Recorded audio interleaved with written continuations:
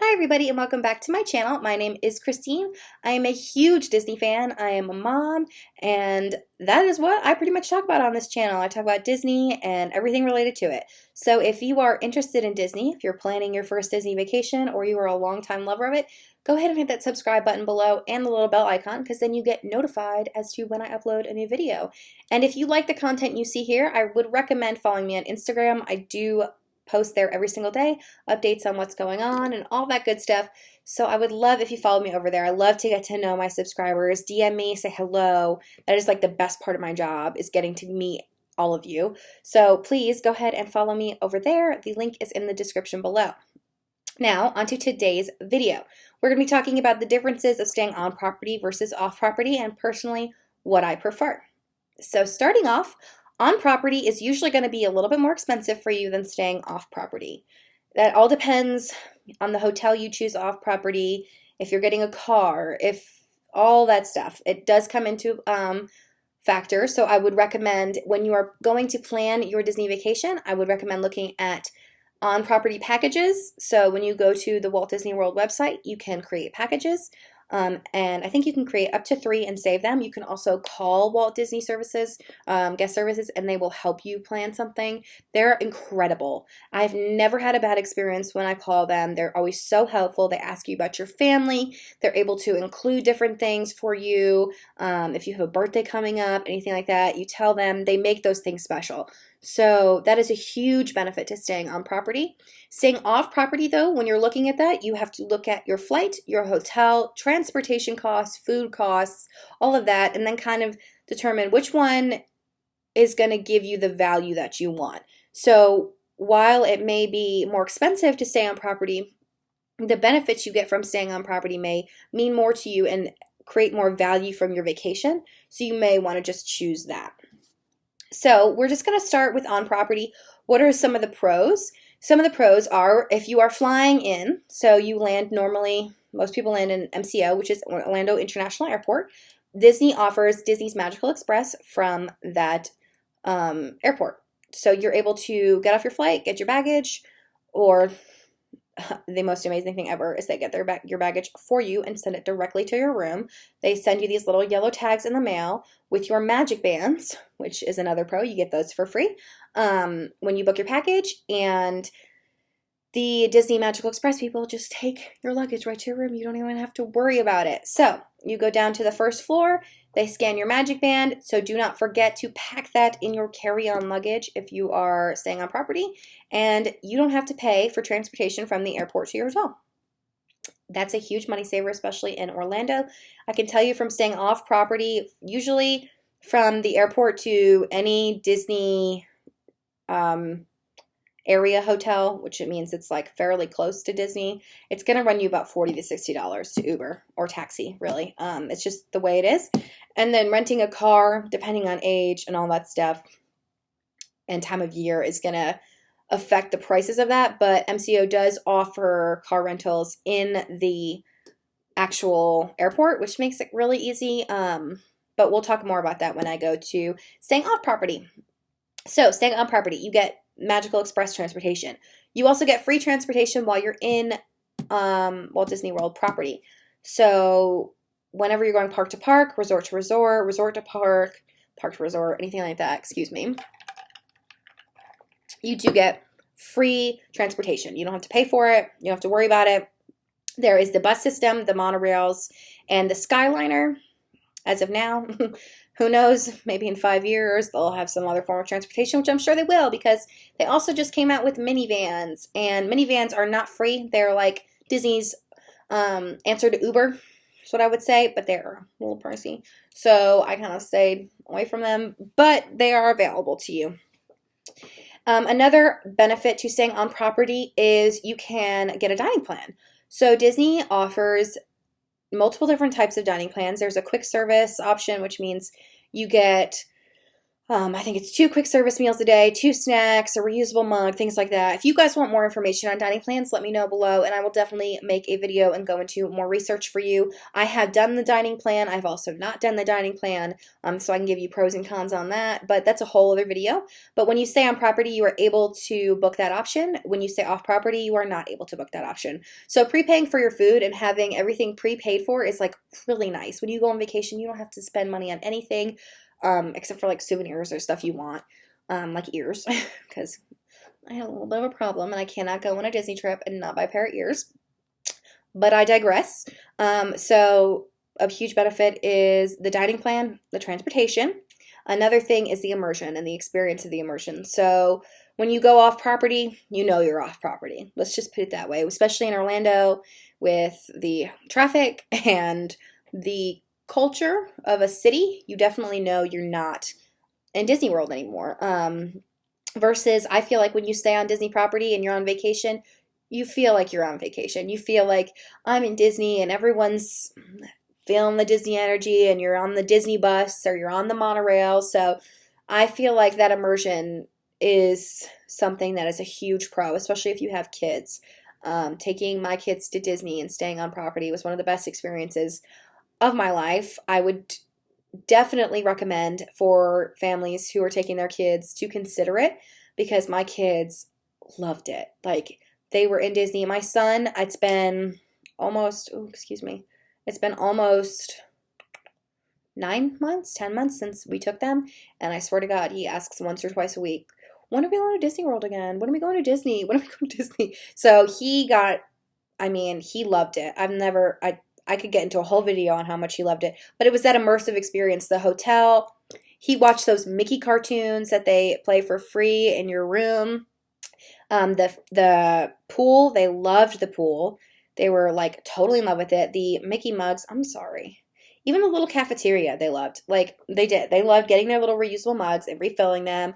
And they just loved being on property. They loved waiting for little buses and it's just a whole different experience when you stay on property with your kids. It's that immersion. It's you're at Disney and that's all you got.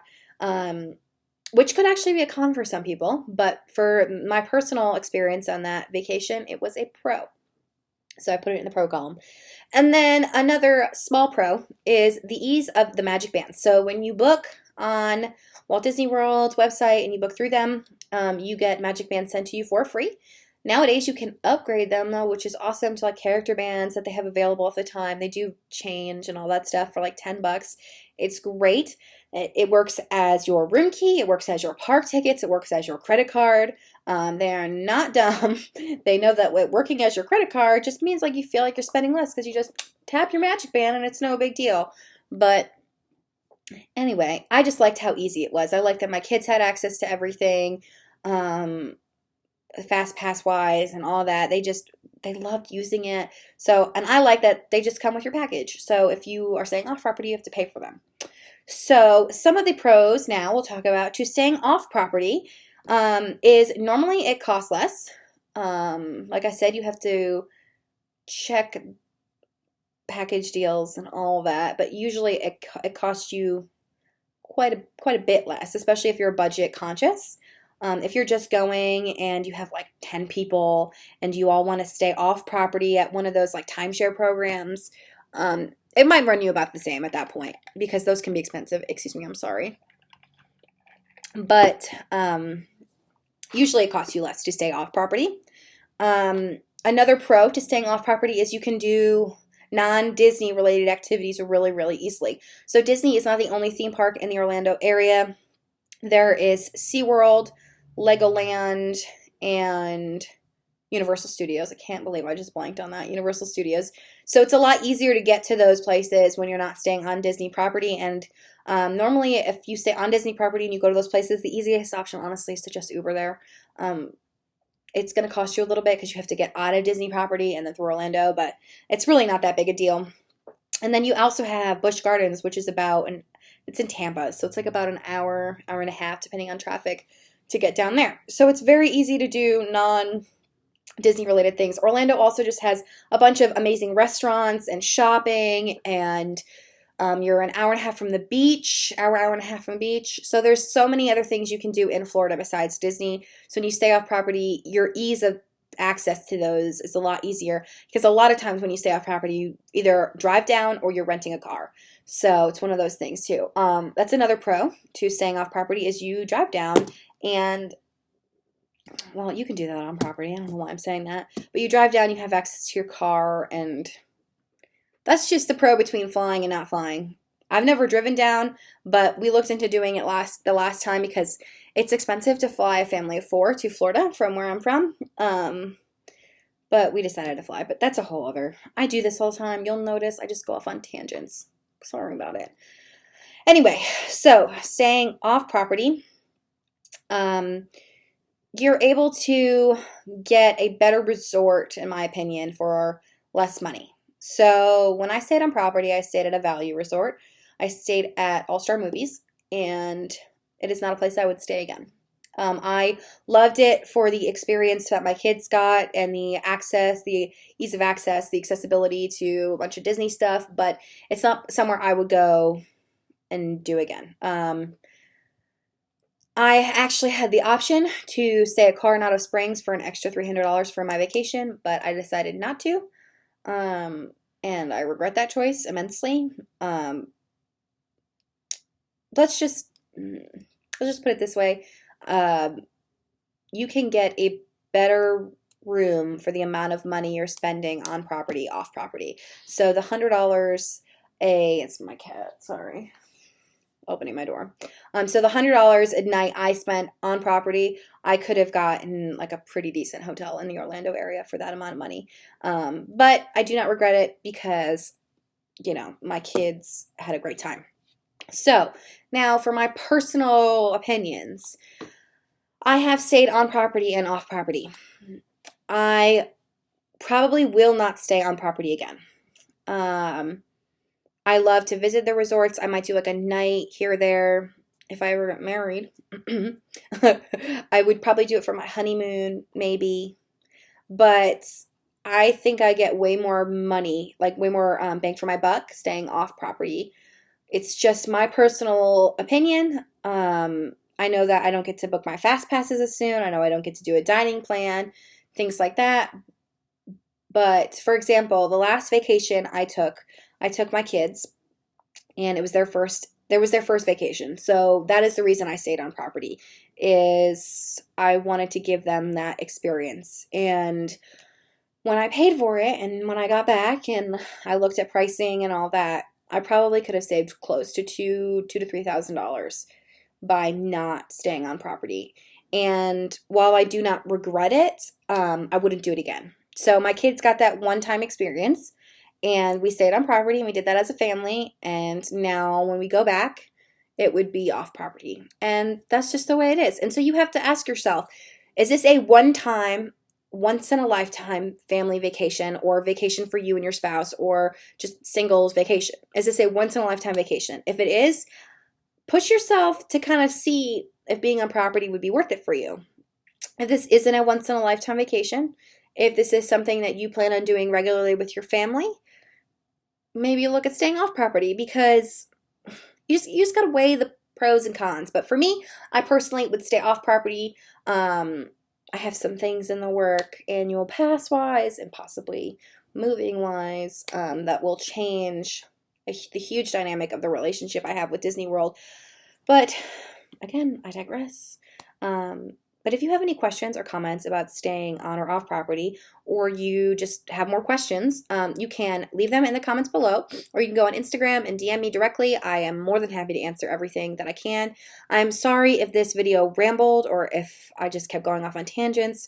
It's what I do. I'm kind of strange and wacky, but I really appreciate you sitting around and watching this video. I hope it was helpful. If it was, please like this video. I could really use the support. So I hope you all have a magical day, and thank you for taking the time to sit and listen to me talk. Like, how cool is that? And have a great day.